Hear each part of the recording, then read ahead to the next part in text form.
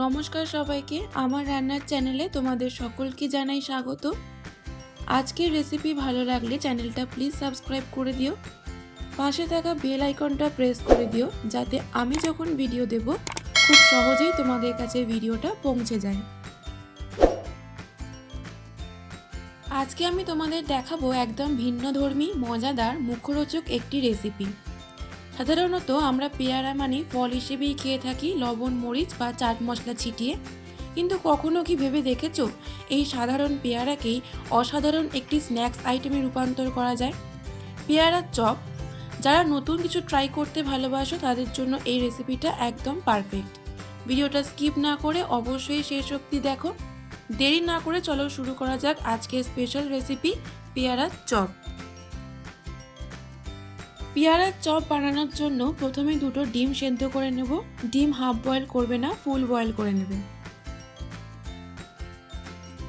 তারপর আলু সেদ্ধ করার জন্য প্রেসার কুকারে পরিমাণ মতো জল দিয়ে একটা সিটি দিয়ে নামিয়ে নেব। আর লাগবে পেয়ারা। এরপর সেদ্ধ করা আলু ও ডিমের খোসা ছাড়িয়ে নেব। তারপর একটি প্লেটে পেয়ারা গ্রেট করে নেব। একইভাবে সেদ্ধ আলু ও ডিম গ্রেট করে নেব। তোমরা চাইলে আলু ও ডিম গ্রেট না করে স্ম্যাশ করেও নিতে পারো। চপের পুর বানানোর জন্য প্রথমে কড়াইতে পরিমাণ মতো সর্ষের তেল দেব। তেল গরম হয়ে গেলে তার মধ্যে দেব গোটা জিরে, পেঁয়াজ কুচি। পেঁয়াজ হালকা নাড়াচাড়া করে নেব, খুব বেশি পেঁয়াজ ভাজার দরকার নেই। পেঁয়াজ হালকা ভাজা হয়ে গেলে তার মধ্যে দেব কাঁচা লঙ্কা, রসুন বাটা, আদা বাটা। তোমরা রসুন আদা কুচিও দিতে পারো। ভালো করে নাড়াচাড়া করে নিতে হবে যাতে আদা রসুনের কাঁচা গন্ধ চলে যায়। তারপর দেব জিরে গুঁড়ো, হলুদ গুঁড়ো, গোলমরিচ, সামান্য চিনি, কাশ্মীরি রেড চিলি পাউডার। সব কিছু দিয়ে ভালো করে মশলা কষাতে হবে।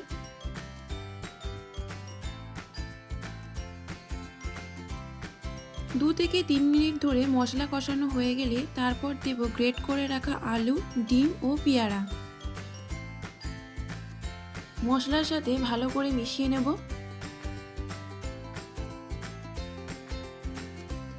তারপর দেব স্বাদ মতো নুন, ভাজা মশলা আর সামান্য গরম মশলা দিয়ে 2 থেকে 3 মিনিট ধরে ভালো করে কষিয়ে নিলেই চপের পুর রেডি।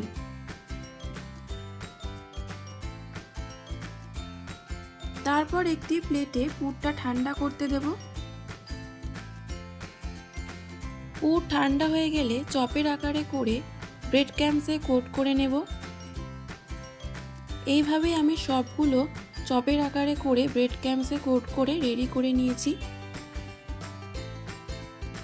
তারপর ব্যাটার তৈরি করার জন্য একটা বাটিতে 2টো ডিম নেব। ডিমটা আগে ভালো করে ফেটিয়ে নিতে হবে। এর মধ্যে স্বাদ মতো নুন আর গোলমরিচ দিয়ে মিশিয়ে নেব।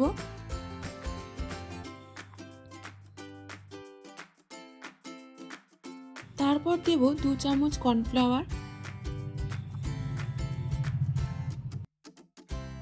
ডিমের সাথে কর্নফ্লাওয়ার ভালো করে মিশিয়ে নিতে হবে যাতে কোনো শক্ত ভাব না থাকে।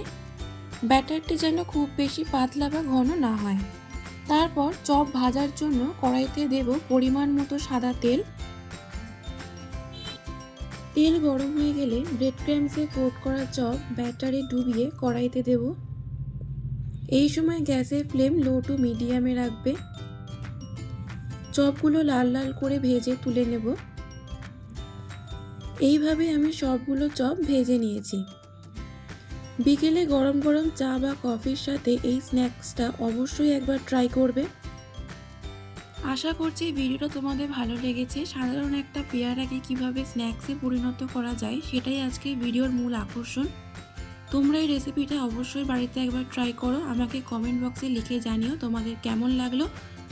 ভালো লাগলে লাইক, শেয়ার ও সাবস্ক্রাইব করতে ভুলবে না। আবার দেখা হবে নতুন একটা ভিডিও নিয়ে। ততক্ষণ সবাই ভালো থেকো, সুস্থ থেকো।